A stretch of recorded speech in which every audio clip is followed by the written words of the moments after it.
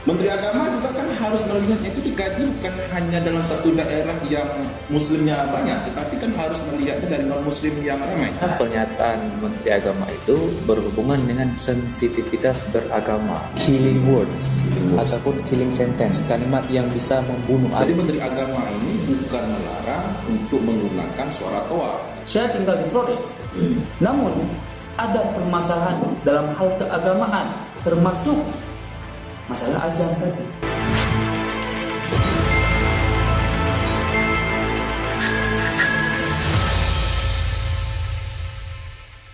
Assalamualaikum warahmatullahi wabarakatuh. Selamat datang di podcast Asumsi Sahabat Medan TV bersama saya Ramadan Jamal. Baik, pada kesempatan hari ini kita sudah kedatangan dua bintang tamu ya, yaitu Bang Iping Rahmat Saputra, merupakan salah satu dosen di salah satu universitas yang ada di Kota Banda Aceh. Sebelumnya udah pernah bergabung Bang ya, di podcast Asumsi sebelumnya. Yang kedua juga ada Bang Rian. Bang Rian merupakan ketua HMI, Komisariat Fakultas Syariah dan Hukum. Baik, hari ini podcast Asumsi kita berbicara tentang keresahan publik sebenarnya sih. Keresahan publik atau apa ya? Kadang-kadang ada yang berbicara begini, ada yang pro dan ada yang kontra, dan biasa itu di dalam masyarakat layak umumnya sudah dianggap biasa. Nah, beberapa waktu yang lalu belum usai lagi pro dan kontra mengenai surat edaran Menteri Agama nomor 5 tahun 2022 tentang penggunaan toa di masjid maupun di musala. Dan lagi Menteri Agama membuat kegaduhan membandingkan suara toa atau pengeras suara di masjid itu dengan suara gonggongan anjing. Artinya membuat pro dan kontra di dalam masyarakat. Nah, melihat dari pernyataan ataupun surat edaran dari Menteri Agama, ini bagaimana pendapatnya tentang baik surat edaran dan maupun pernyataan dari Menteri Agama ini? Minta dari pendapat terlebih dahulu.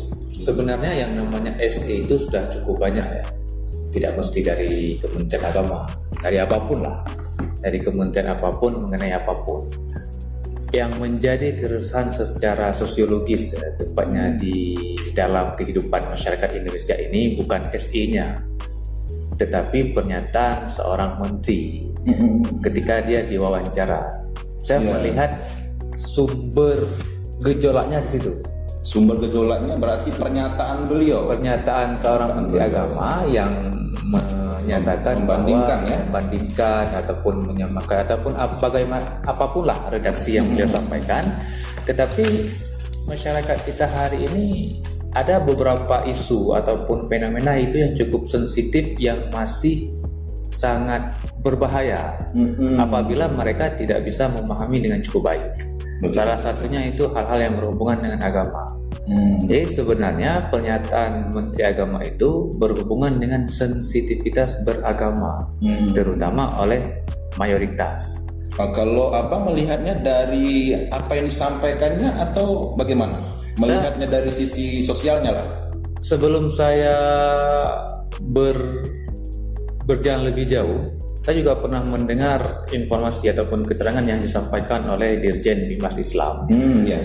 Dari landasan bagaimana ataupun mengapa surat edaran tersebut dikeluarkan. Jadi kata beliau ada 3 hal yang sumber ataupun landasan mengapa hal itu penting untuk dilakukan. Di antara 3 hal itu beliau menekankan di bagian edukasi dalam proses penggunaan toa. Penjelasan yang disampaikan oleh Dirjen Bimas Islam itu masuk akal. Kalau kita berpatokan ke surat edaran, begitu ya. Tetapi kita tidak mengetahui apa yang terjadi ataupun siapa di belakang seorang menteri selain dirjennya, yang memang ada suara-suara lain sehingga beliau menyatakan ataupun mengeluarkan pernyataan yang seperti itu. Memang dari segi redaksinya, kenapa harus dengan seekor binatang? Dan binatang itu binatang yang dalam beberapa kaidah agama yang cukup hina. Maka yang menjadi sumber gejolak pertama itu sampai dengan hari ini dari pernyataan. Sebenarnya kalau kita mengkaji dari segi ilmu linguistik ya, tipikal pernyataan yang disampaikan ke publik oleh seorang figur kementerian itu sebenarnya termasuk ke dalam killing words ataupun killing sentence, kalimat yang bisa membunuh. Arti membunuh bukan membuat mati, tetapi menghadirkan semacam kekisruhan, persengketaan, perseteruan yang cukup kita khawatirkan akan melahirkan kebencian. Kebencian itu nanti bisa terjabarkan ke dalam bentuk kekerasan yang pada akhirnya kan terjadi semacam tragedi-tragedi lain. Ini pengaturan toa masjid dilakukan untuk lebih menghadirkan harmonisasi. Tetapi pernyataan beliau berbanding terbalik, malah melahirkan disharmoni sosial. Apalagi direspon oleh beberapa ormas yang tergolong radikal ekstrim, yang langsung menjudge bahwa beliau bla bla bla bla tanpa ada semacam filterisasi pemaknaan. Tetapi masyarakat kita memang yang notabene malas membaca, malas mengkaji, menerima langsung berdasarkan apa yang mereka terima tidak sesuai dengan apa yang mereka pahami, disitulah ada semacam turbulensi sosial. Kalau dari perspektif saya sendiri sebagai seorang mahasiswa yang sampai saat ini masih aktif studi di salah satu perguruan PTKN di Banda Aceh, hal ini tentu juga menjadi sebuah fenomena yang menarik bagi kami sendiri di kalangan mahasiswa, karena pada dasarnya hal-hal yang berkaitan dengan kebijakan dan juga peraturan yang dikeluarkan pemerintah itu akan menjadi concern ketika memang hal itu menimbulkan sesuatu hal yang membuat masyarakat interest gitu. Jadi berbicara mengenai surat edaran yang kemarin baru saja dikeluarkan, sebenarnya hal yang dibahas dalam surat edaran tersebut sebenarnya sudah pernah diatur pada tahun-tahun sebelumnya gitu. Jadi sebenarnya sama seperti yang disampaikan oleh Pak Iping tadi, bahwasanya yang menjadi polemik dalam hal ini bukan dari surat edarannya, tapi dari pernyataan seorang figur, seorang sosok yang dalam hal ini memiliki wewenang, memiliki otoritas, yang memang ketika beliau menyampaikan sesuatu tidak sesuai dengan apa yang diatur oleh etik dan juga norma, itu yang bakal jadi problem. Gitu. Nah begini, saya melihatnya adalah di surat edaran tersebut sebenarnya bukan berarti dilarang menggunakan toa ataupun dilarang menggunakan pengeras suara, tetapi ada batasan-batasan tertentu yang harus dipakai oleh pengurus masjid lah tepatnya ya, pengurus masjid. Nah inilah yang diatur oleh Menteri Agama. Kalau saya baca di sekilas di surat edaran tersebut, apakah semengganggu demikianlah suara azan tersebut bisa di dalam masyarakat sehingga Menteri Agama harus mengeluarkan surat edaran tersebut?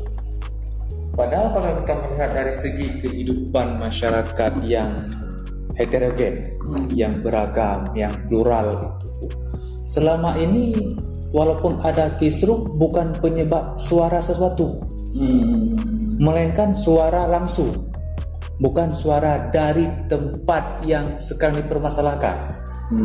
Pemisalan seperti yang disampaikan Menteri Agama itu, jika seandainya kita tinggal satu komplek, ada Islam macam-macam, ada Islam Kristen macam-macam situ, tetapi selama ini ataupun saya yang belum update informasi, selama ini kita kan belum menemukan ada semacam insiden berdarah disebabkan suara azan. Yang ada suara-suara yang lain yang melahirkan berbagai macam tragedi ataupun peristiwa. Tapi kalau saya lihat memang dari surat edaran tersebut memang seperti yang saya sampaikan tadi ya. Jadi Menteri Agama ini bukan melarang untuk menggunakan suara toa, tapi ada batasan-batasan tertentu yang digunakan oleh masyarakat ataupun tepatnya tadi pengurus masjid. Misal nih di subuh untuk salat subuh, salat zuhur sudah ditentukan beberapa menit begitu. Kalau pandangan abang, apa memang seharusnya demikian serinci mungkin diatur untuk tentang pengeras suara tersebut di masjid maupun di musala? Dalam pemahaman akademik saya tidak perlu sedetail itu. Menteri Agama ada hal lain yang lebih urgent yang sepatutnya untuk diperhatikan.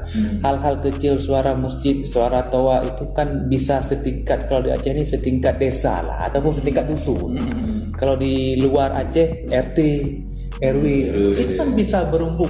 Semakin mereka sering berumbuk membahas sesuatu, bahkan detailnya bisa mereka tetapkan bersama. Saya melihat kurang kerjaan berpotensi ya, cari perhatian juga ya, karena beberapa kali sampai dengan hari ini Menteri Agama yang sekarang itu sudah beberapa kali membuat kontroversi. Yang pertama mengafirmasi kelompok Ahmadiyah dan Syiah. Kemudian mengucapkan hari lebaran pada Komunitas Bahai.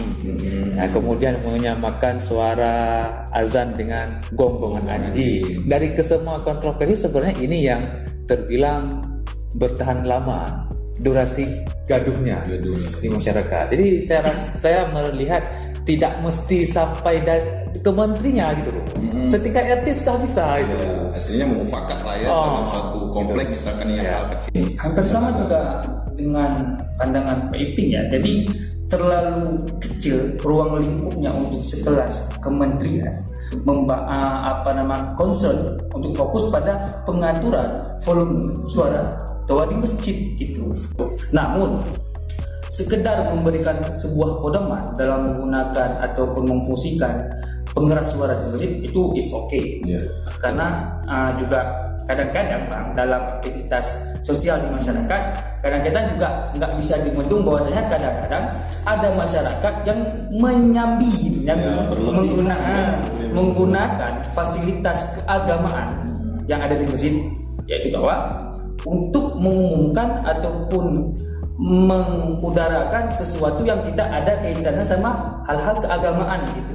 Kayak misalnya pengumuman posyandu ataupun apa, dan itu sering kita temui terutama di Aceh gitu. Mungkin hal itu untuk dijadikan pedoman bahwa ini batasannya digunakan untuk ini dan untuk ini, mungkin saya rasa it's okay. Jadi gini Bang Rian, kan kita berpatokan nih kalau kita tinggal di Aceh masih kalau lihat surat edaran ini masih bumerang di kita, karena mayoritasnya adalah masyarakat di sini mayoritasnya adalah Muslim. Nah kita harus melihat adalah yang di luar Aceh, bagaimana yang mayoritas agamanya itu non Muslim tepatnya. Menteri Agama juga kan harus melihatnya itu dikaji bukan hanya dalam satu daerah yang Muslimnya banyak, tetapi kan harus melihatnya dari non Muslim yang ramai. Nah mungkin tujuan dari surat edaran tersebut adalah harus diatur tersebut adalah supaya umat yang lain tidak terganggu. Saya teringat sebuah kabar dari seorang komika yang berasal dari timur, yang notabene kebanyakan penduduknya itu non Muslim, dari Flores beliau ini. Jadi pernah dalam suatu kesempatan beliau ini sampaikan begini, itu saya tinggal di Flores, itu dusun saya sama dusun masyarakat yang lain, itu dusun saya cuma satu-satunya itu yang Muslim gitu. Selebihnya itu non Muslim. Namun tidak pernah ada permasalahan apapun dalam hal keagamaan, termasuk masalah azan tadi. Namun entah kenapa ketika masalah ini sampai ke Jakarta, ini jadi problem. Dan inilah yang jadi concern kita. Kenapa hal yang sebenarnya di masyarakat dalam sub-sub terkecil saja, yang notabene istilahnya mayoritas minoritas itu sebenarnya udah nggak ada lagi sebenarnya kan, ketika sampai ke tempat yang orang anggap lebih beradab, lebih maju, dan di situ pusat kota juga, pusat negara, jadi problem gitu. Dan itu yang kadang-kadang buat kita berpikir, Bang, kok bisa gitu. Kalau Bang Ipin melihatnya, kalau penyampaian dari Menteri Agama, baik penyampaiannya maupun surat edaran ini, apakah ini bisa memicu konflik dalam satu masyarakat? Saya melihatnya gini, pro kontranya memang selalu bermunculan hari ini. Kita tidak menutup mata bahwasanya ada juga nih organisasi mahasiswa setuju, ada yang pro dan ada yang kontra. Kontranya ada partai-partai yang memang kontra terhadap pemerintah. Dalam setiap pro kontra itu kita juga harus melihat siapa yang pro, siapa yang kontra. Bagian dari partai-partai yang kontra itu yang memang background mereka ya kontra pemerintah. Sekarang yang kita butuhkan kontra itu dari orang dalam ataupun dari mereka yang sudah tersistem, yang sudah ada di dalam sistem. Karena seperti ini, kalau ditanya apakah akan melahirkan konflik, sekarang lagi konflik. Meminta Kapolri menangkap Menteri Agama. Bukan semata-mata untuk membatasi masyarakat dalam beribadah. Undang-undang juga tidak bisa disamakan dari Aceh sampai Papua. Sepakat tentang SE? Saya sepakat. Logis, sepakat ya.